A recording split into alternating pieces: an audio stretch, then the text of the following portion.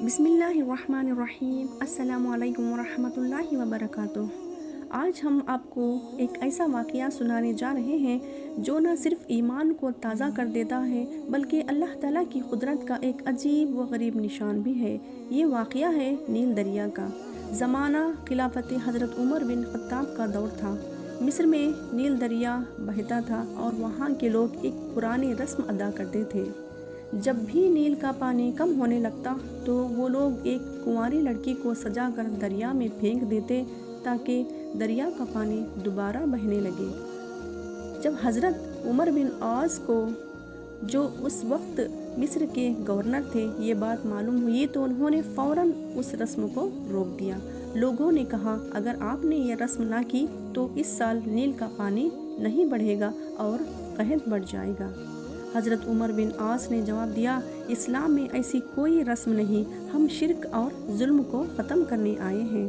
پھر انہوں نے اس معاملے کی اطلاع حضرت عمر بن خطاب کو دی۔ حضرت عمر نے ایک خط لکھا اور فرمایا، اس خط کو نیل دریا میں ڈال دینا۔ جب خط کھولا گیا تو اس میں لکھا تھا، بسم اللہ الرحمن الرحیم، اللہ کے بندے عمر بن خطاب کی طرف سے نیل مصر کے نام۔ اگر تم اپنی مرضی سے بہتے ہو تو ہمیں تمہاری ضرورت نہیں، اور اگر تم اللہ کے حکم سے بہتے ہو تو ہم اللہ سے دعا کرتے ہیں کہ وہ تمہیں جاری فرما دے۔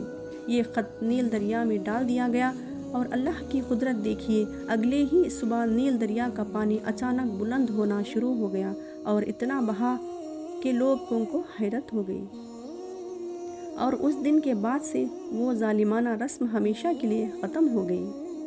یہ واقعہ ہمیں یاد دلاتی ہے کہ اصل طاقت صرف اور صرف اللہ کی ہے، نہ کوئی دریا، نہ کوئی بت، نہ کوئی رسم، سب کچھ اللہ کے حکم سے ہے۔